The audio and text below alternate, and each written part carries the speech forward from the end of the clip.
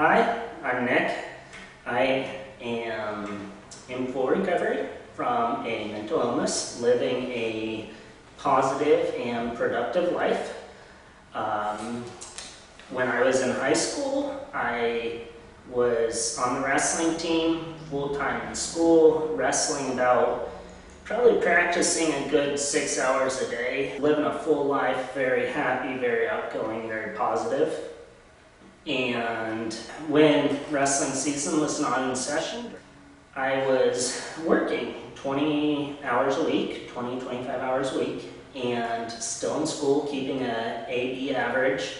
I'm fully energetic, happy, go-getter, saving money, was buying my own truck, living the life, of what a high schooler wants. And senior year, I was working one night, stocking the grocery shelves, and a suicidal thought ran through my head. And I was like, that's weird, that is not me. Like, where'd that come from? I was like, oh well, whatever, I'm happy, no big deal. And throughout the next few weeks, more and more suicidal thoughts running through my head just constantly. I'm going, I'm happy, why is all this happening? After about a month of that, I told my friend, and she tried to kind of talk to me for a while, and then after a couple of weeks, she made me tell my parents, which is the hardest conversation a kid could ever have with their parents. Imagine your parents who gave you life bring you into the world and you tell them you don't want to live anymore, you don't want to be here. My parents took me to the general practitioner, and he said, oh, he has depression, probably a little anxiety too. That night, I was helping my mom cook, and I said, wow, I feel really sick in the stomach. It's like, man, I feel like I'm going to throw up. So I laid down on the floor, and within about 30 seconds laying down on the floor, I started going into a full convulsion.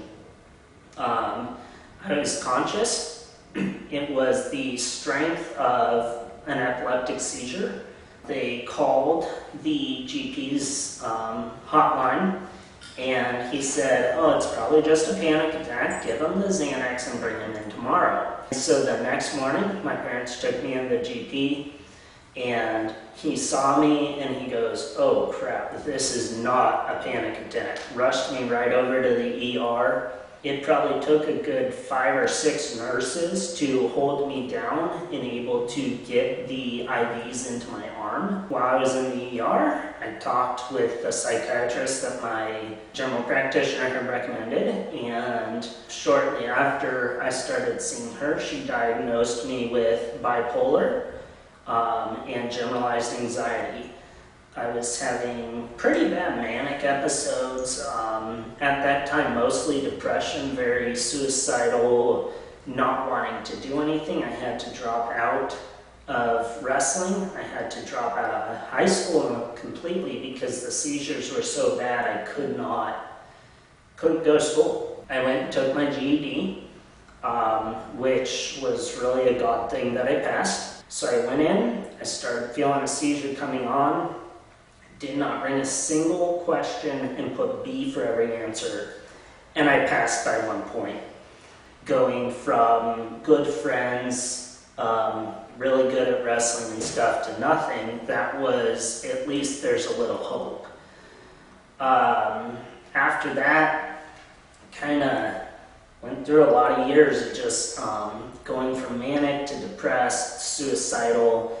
At Thanksgiving, my aunt and uncle and their family were down with their 6 kids, and I said to my parents, I said, oh, I'm going to go get a CD out of my car. Went out to my truck, started up the car, and drove off. I didn't exactly know where I was going. I knew I wanted to die that night. I drove to the cliffs at the beach. We lived in San Diego at the time. I drove to the cliffs, and I parked my car, and for whatever reason, as much as I wanted to kill myself, there was something in the back of my head that said no. So I turned around. My parents had been trying to call my cell phone the whole time. I wasn't telling them where I was going. They ended up calling 911 to find me. I had turned around, I was leaving the beach, and the cops pulled me over. And the police officer was real nice. She said, "I'm not here to arrest you, I want to help." She said, "I have 3 kids of my own, and I know what it would be like if I lost one of them." So I ended up being put into a lockdown psych unit that night, and the next day, the psychiatrist on call released me. He felt I was safe enough to be back in their care. I had to go home that day and face my aunt, my uncle, all my cousins, my family. What I realized when I went home, they were there, they were loving, they were supporting. They didn't ask, "Oh, what was it like, what happened?" They just wanted to hug me and care for me. And that was my first kind of glimpse that there are people out there that love me. I've heard a lot of times with people who are suicidal, they say, "Well, no one wants me here anyway, so I'll just kill myself, it'll be better for them." And the one thing I do when someone says that, I look at them and I say, "Well, have you asked them? Have you asked your family and friends if they want you here, if they love you?" And, obviously they say no. It's like, well, why don't you go ask them? But I can guarantee not every single one of your family and friends are going to say, "No, we don't want you here." Last year, which would have been 11 years, at the end of July, I was blessed with finding an incredible psychiatrist. My therapist that I had worked with for 5 years off and on was incredible. He helped me through a lot. There was published research on conversion disorder, which causes the seizures. And conversion disorder is so rare that they estimate 1 in 100,000 people have it. For the most part, conversion disorder will only last a couple months at most, sometimes just a couple days, and it'll go away, and then it may come up later on.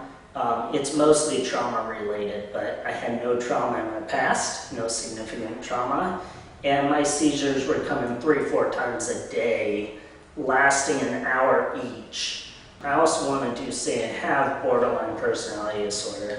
A lot of doctors, psychiatrists, therapists won't even see you if you have borderline personality.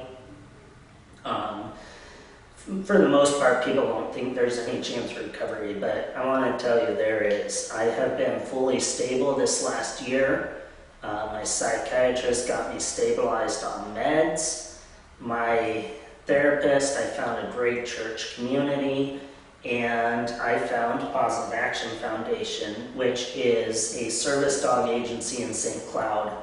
And Positive Action really changed my life. Not only is it a place to volunteer, I was also, it's a family. When I walked in the first day, I told Norma, I said, "I have these seizures and most people have kicked me off their property when they see one." And Norma, who is the owner and founder of Positive Action, said to me, she said, "Nick, we don't have disabilities, we all have different abilities." And she said, "This guy over here has a bad back, he can't lift a bag of dog food. You can do that, he can do something for you. We are a family." Along with that, I was given my own service dog, Abby. Come here, come here, come here. Feet, come here. Hey, up here. Feet. This is Abby. She is my full-time service dog. I was able to get out into public with her now because I do not feel afraid of having a seizure. And she has really, really helped my emotions. She is a full-access service dog, so I have flown with her, can take her into restaurants, anywhere I go, and she has really changed my life. So I just want to finish by telling you there is hope, because I am living proof of that. I am walking proof that do not end your life because it will get better. I don't know how long. It took 11 years for me, but it will get better and there is hope. So that's it.